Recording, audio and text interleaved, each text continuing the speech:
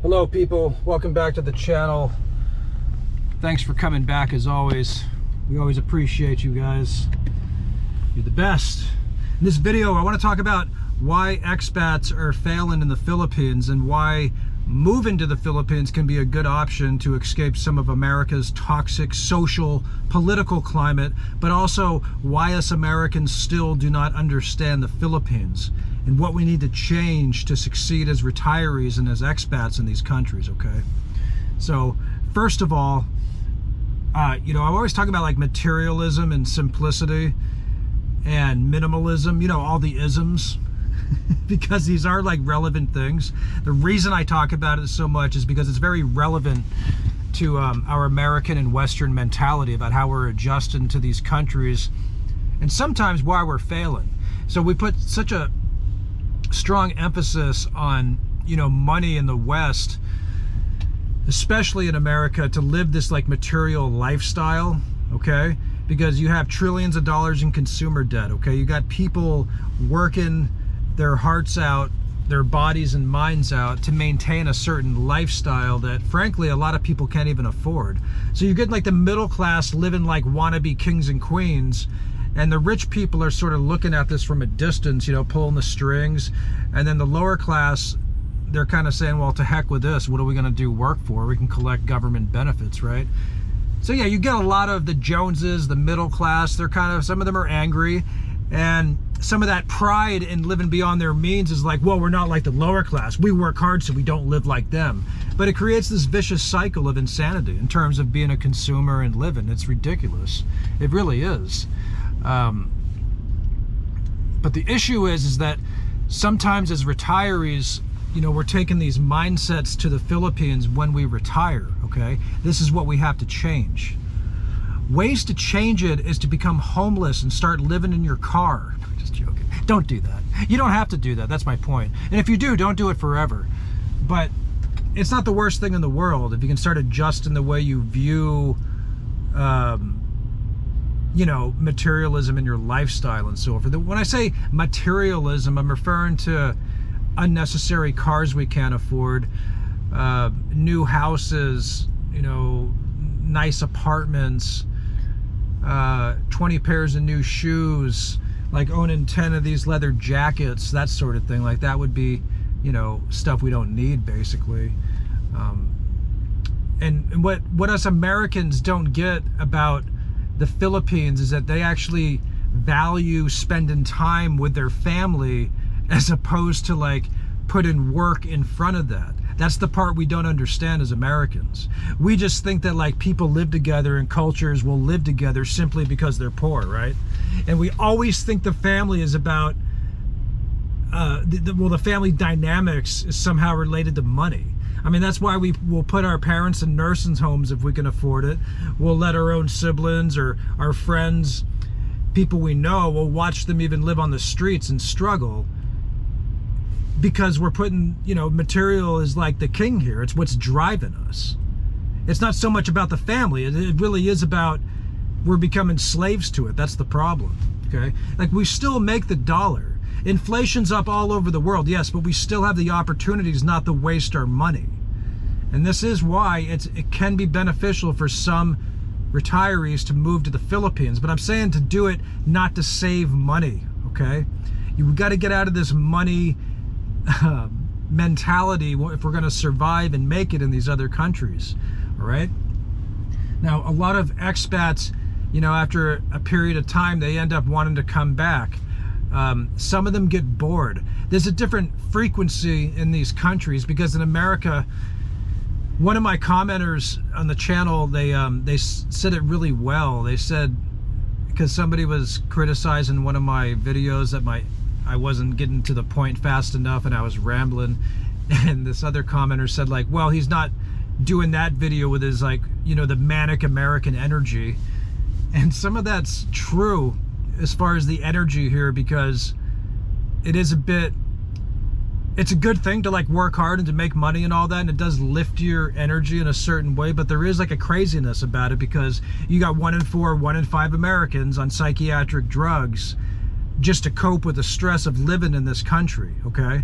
Now that's like a real thing, that's a real fact. It's in the 60+ million, I think, suffering from supposed mental illness from a pseudoscience known as psychiatry, okay, that historically has been a joke. It's only more civilized now. Big Pharma's out of control.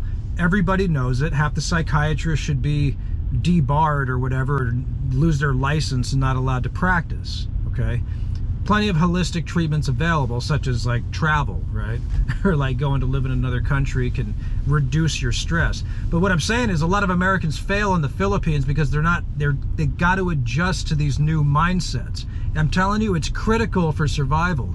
And that's why it's not all about the money. Like, even budgets vary, okay? And that's why, as like vloggers, I don't think it's wise of us to go out there and tell people like, yeah, you can make it in the Philippines off $700 a month or $1,000 a month, because most people aren't going to be equipped to live that way, okay? Because they're used to a certain material lifestyle. And that's why I'm always suggesting like $2,000 to $3,000 is a good spot for, like, you know, the average person going out there from the West, all right? And that's just to make sure you have all the basics covered, like healthcare, the type of food you want to eat, the type of lodging, okay? The type of condominium you want to live in, or if you want to build a house, if you're married to a Filipino, that's an option too. Now, the house thing, don't put all your money into the house, right? Right? A lot of Americans, we tend to put a lot of money in our houses, a lot of our net worth. Now, when you do that in these countries, obviously real estate dynamics aren't necessarily the same, okay? So you can put X amount of dollars into your house, but that doesn't necessarily mean it's going to be worth that if you can sell it, when you can sell it. And we've seen that happen too to expats. So again, try to live within your means, be practical, okay? And that's very crucial. But yeah, for the survival over there, to make it, Americans, they really got to change their mindset about just how they, you know, view their life and how they view their daily life and their schedule. Like, we're so regimed here. Even as older people, it's hard just to sit and chill, you know what I mean? We always have to be doing something. We always have to be working on something. And there is an energy in this country of America, especially in the cities.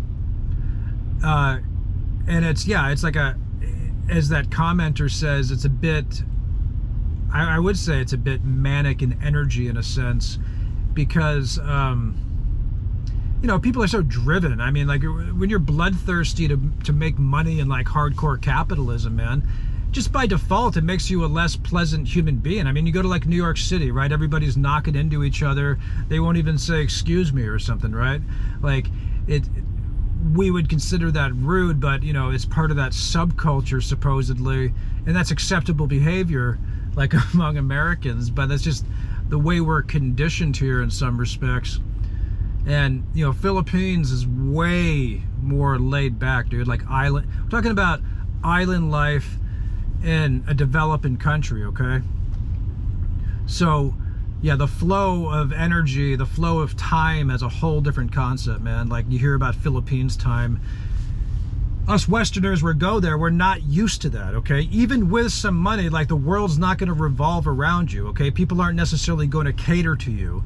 You might get some more privileges with money and so forth. It might happen, but still, even that, don't expect super fast service.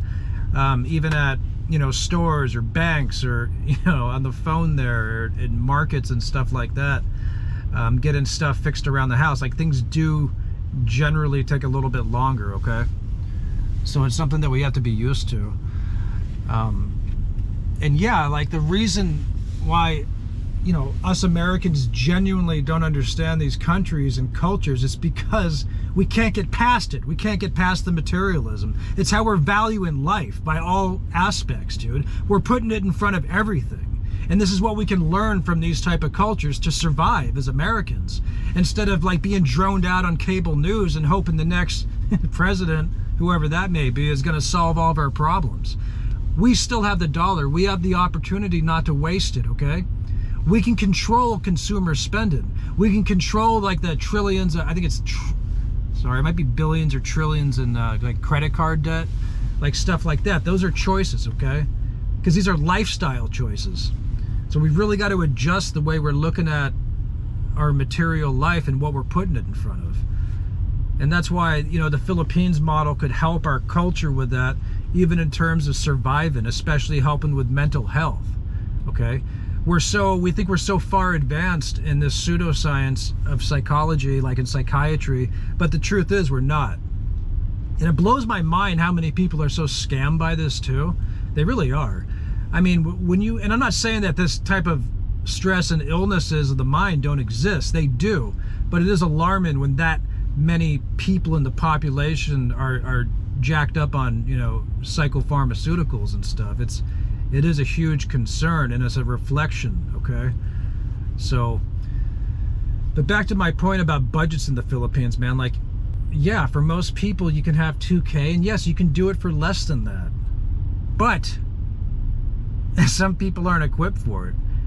And, you know, God forbid you get into like not the best relationship and you get stuck, okay, and then you run out of options because you don't have a lot of money to live in a nice, you know, sort of place, or your own place, or you don't have options to travel and you kind of get stuck.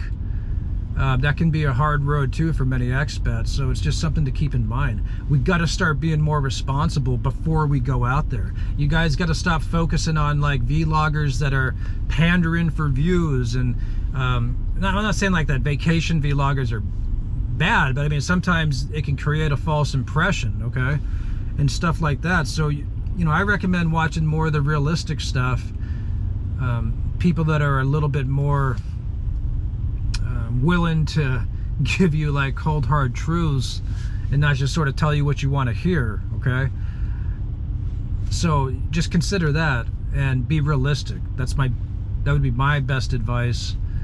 But definitely take care of yourself and make sure you got enough money, make sure you have options. But I'm telling you, if you're going out there just to save money, generally speaking, I say that's a bad idea, because I think you'll be disappointed.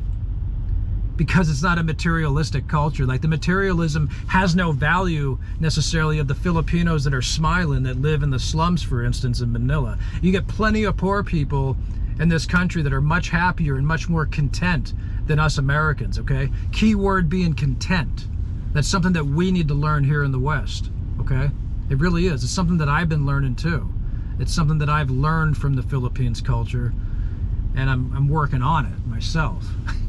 You know, it's not easy. It's not easy to change where we're from, like, our whole lives, especially by the time you're retired, especially if you're not a well-traveled American. You really think this, you're really surprised why so many 60-year-olds getting jumped into this culture, why they might have problems adjusting. It took me like years of staying, I would say, in the Philippines on and off to start really appreciating and gelling with it, and I'm much younger than that. That's all I'm saying. So we got to start better preparing each other and supporting each other while we're out there. And it's good to have friends, and don't isolate yourself and this kind of stuff. All right, well, anyway, that's my speech for the day. It's Captain Trucker, guys. Please subscribe. Thanks for watching. You all be good out there. Have a good day. Bye-bye.